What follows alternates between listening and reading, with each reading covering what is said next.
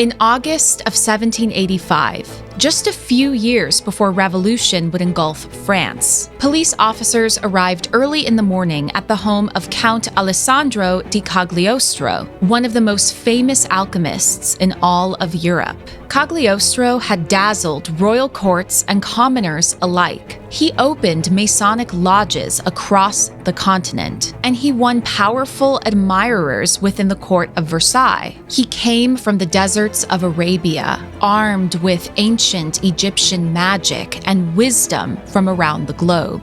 Except, of course, he wasn't really a count. His real name was Giuseppe Balsamo, born to a family of humble tradesmen in the Kingdom of Sicily in 1743. Balsamo, or Cagliostro as he would later be known, was a con artist, and if his enemies are to be believed, a ruthless criminal. But in 1785, he wasn't arrested for that. He was hauled off to the Bastille for his suspected involvement in the affair of the diamond necklace, the seismic scandal that rocked France and caught Queen Marie Antoinette in its snare. It seemed to confirm the public's brewing sentiment that the queen was not just a spendthrift, but a vindictive liar. I wanted to introduce you all to Cagliostro because he's something of a transitional figure. By the late 18th century, we are leaving behind a world in which alchemists and astrologers were trusted advisors to kings and queens, and entering a time in which these areas of the occult were becoming more accessible to the masses, and figures like Cagliostro could gain widespread notoriety. Today we're telling the story of the last alchemist of Versailles, a figure who stood on the threshold between the old world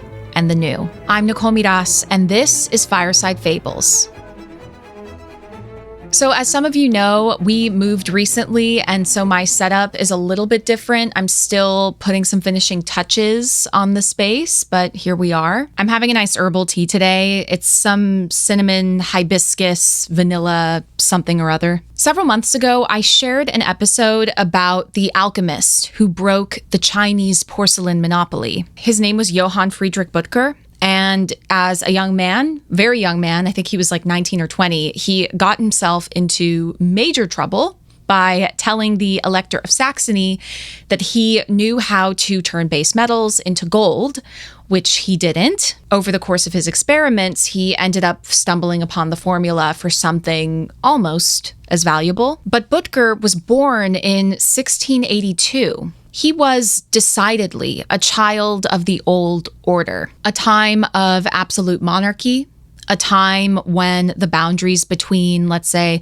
alchemy and chemistry or astrology and astronomy were far less defined than they would be even a century later. We've talked about this before. Prior to the 18th century, there weren't these hard and fast divisions between science and magic, and leading thinkers were far more comfortable dancing across that line than you would think. For example, Sir Isaac Newton was also a devoted alchemist. In fact, the alchemists of the medieval and early modern periods helped to set the stage for modern chemistry. Their experiments and their development of laboratory equipment helped pave the way for the advances made during the scientific revolution. By the time Cagliostro enters the scene, this division is becoming clearer. As chemistry grew increasingly focused on scientific experimentation that yielded observable, repeatable results, many alchemists and occultists began emphasizing the spiritual or mystical aspects of their practice and reinterpreting earlier alchemical goals from this framework. They grew increasingly interested in the transformation of the spirit rather than the manipulation of physical elements. And of course, the occult finds a way to persist in every era. You would think that the scientific revolution and the Age of Enlightenment would mean that Westerners would lose interest in magic. But the reality is that science, religion, the occult, these all influenced each other in interesting ways. People were learning about the invisible forces that shaped their world. Gravity, magnetism, not to mention new gases, chemical processes. So it makes sense that they began to wonder what other invisible forces were out there. It was also during the 18th century that Freemasonry exploded. These were fraternal organizations throughout Europe and North America. members-only clubs that typically only accepted men. The Freemasons drew a lot of their inspiration, symbolism, and organizational structures from medieval professional guilds. In this case, guilds of stonemasons. It's still debated whether or not some of these guilds would transform into Masonic organizations, or if the Freemasons were purely taking inspiration from these groups and didn't actually have any connections beyond that. In any case, by the 18th century, Freemasonry was growing especially popular amongst the educated middle and upper classes. They used secret initiatory rituals, and while most engaged in philosophical discussions, charity work, fellowship, etc.,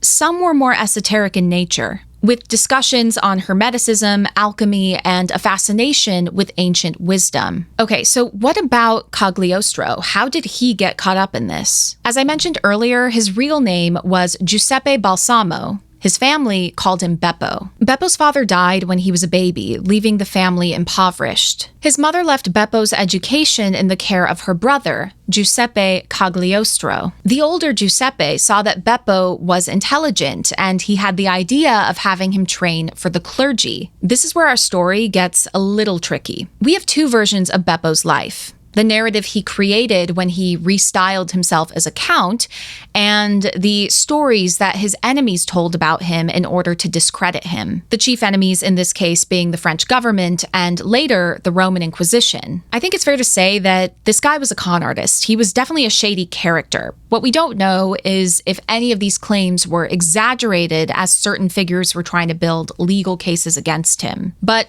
here we go. This is what was said about him. Even as a child, Beppo lacked moral fiber. He frequently got into fights, he engaged in petty crime, and he tried multiple times to run away from the seminary where he was being educated. Uncle Giuseppe would now place the teenaged Beppo into a new school in a Benedictine convent. Beppo began to train as an apothecary. He learned about herbs, chemistry, but he still got himself into trouble, and his underlying criminality was growing obvious. Not only fights and drunkenness, but outright theft and fraud. And allegedly, he became a very skilled forger and would sell forged theater tickets for money. The final straw arrived when he was 17 years old. It was around this time that he began styling himself as an alchemist and an occultist. He used his powers of persuasion to convince a local goldsmith that he could use magic to identify the location of buried treasure, in exchange for 60 ounces of gold. The goldsmith paid him to conduct an elaborate ritual. In the end, Beppo Balsamo beat him within an inch of his life and stole the gold. Now that he was officially a wanted criminal on the run, the young Giuseppe would need to change his name. He adopted his uncle's surname and created a title: Count Alessandro di Cagliostro. As he traveled from city to city, his backstory grew more elaborate. He claimed that he spent his childhood in Arabia, then traveled throughout Egypt, where he studied mystical arts under a secretive alchemist and botanist named Alphatas. It's heavily debated whether or not Alphatas was a real person. It's possible that Cagliostro did have some kind of mentor who taught him about botany and medical science. But in his version of the story, Cagliostro claimed that he learned the ancient magic of the Egyptians and then traveled to cities across Africa and Asia. If Cagliostro's enemies are to be believed, then his crimes grew increasingly nefarious during his young adulthood. The worst were the accusations made against him regarding his marriage. He was said to have convinced the parents of the 14-year-old Lorenza Serafinia Feliciani, known as Serafina, to marry him, and then subsequently prostituting her to other men for money. Serafina and Cagliostro slowly built a Rolodex of powerful contacts, particularly aristocrats who were taken in by claims of magical abilities. They sold amulets and charms, potions that claimed to restore youthful beauty. After spending enough time in one city, people would start to piece together that Cagliostro was a scam artist, and they would have to move on to the next location. In the late 1770s, Cagliostro became a Freemason, and he developed his own decidedly esoteric version known as Egyptian Freemasonry or the Egyptian Rite. He began establishing Masonic lodges in that tradition and continued traveling throughout Europe. Vienna, Warsaw, Frankfurt, St. Petersburg. With each city, he became increasingly wealthy. How did this character become entangled with Marie Antoinette? After all, we don't know for certain if she ever actually met him. In the early 1780s, Cagliostro was living in the French city of Strasbourg when he befriended the Cardinal de Rohan. Cardinal de Rohan came from one of France's most illustrious aristocratic families. But like many noble families of the Ancien Regime, they spent lavishly to keep up with the social expectations of their rank, and Cardinal de Rohan was known for being a big spender. The man was desperate to improve his position at court, preferably with a ministerial position. But there was one problem.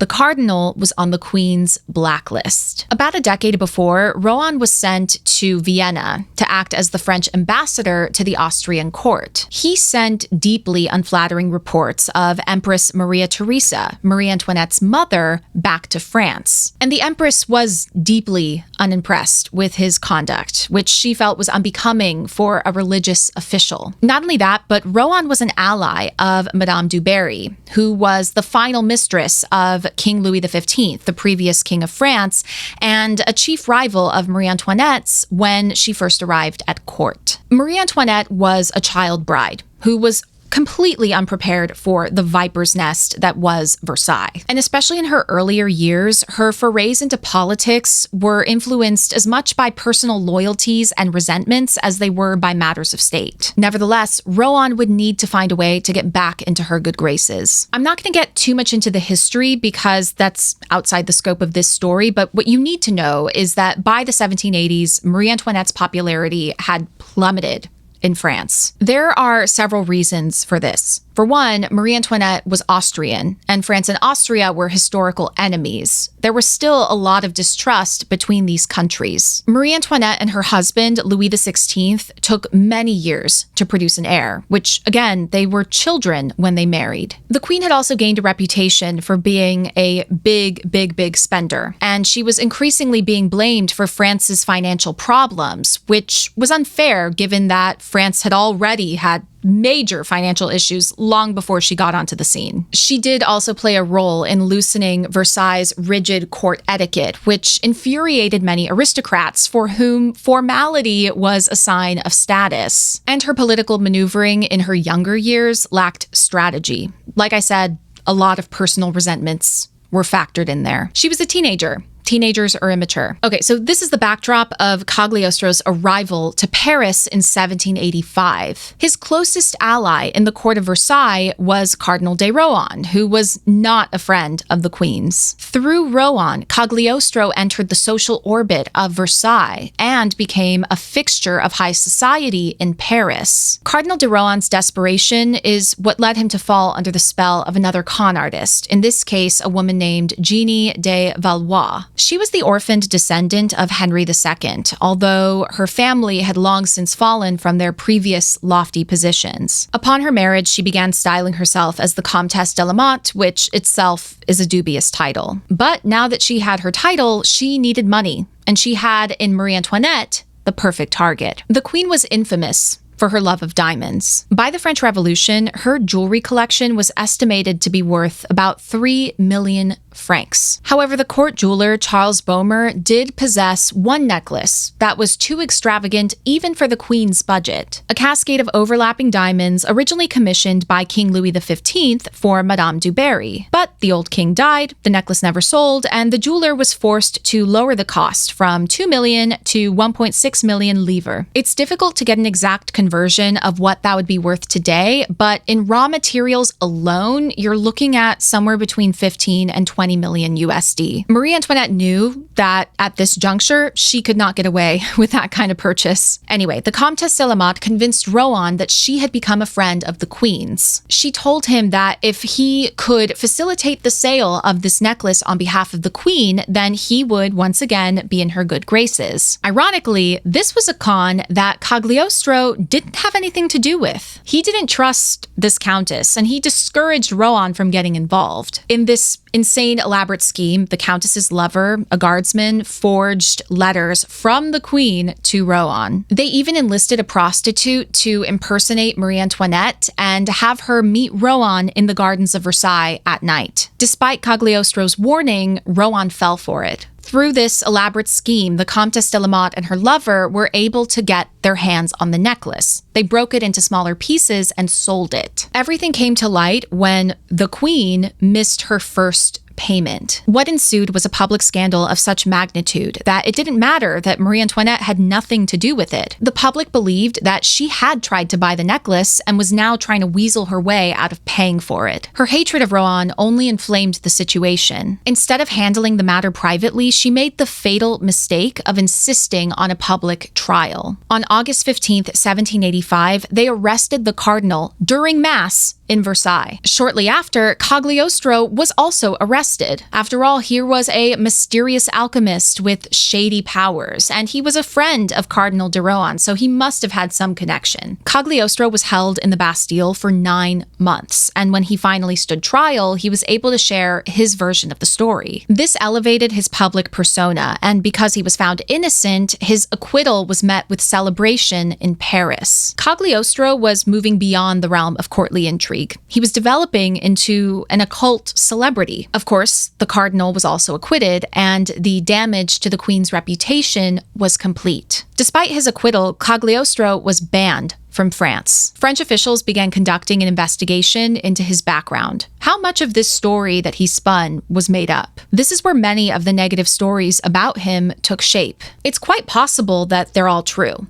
It's also possible that some were exaggerated in order to restore the monarchy's reputation. This takedown continued with the Roman Inquisition. They went after him in 1789 after he tried to establish a Masonic lodge in papal territory. In 1791, he went to prison, and 4 years later, he died at the age of 52. Cagliostro was among the last alchemists to enjoy patronage in the aristocratic courts of Europe. A member of the final generation of alchemists who could still walk into aristocratic salons and be treated as a purveyor of ancient wisdom. On the precipice of the post-revolutionary world, he foreshadowed the birth of the modern occult celebrity. Possibly, one could say he was the first, and the democratization of occult subject matter that had largely been reserved for elite circles. Thank you so much for watching. If you enjoyed this video, please make sure to subscribe and maybe even share it with a friend or two.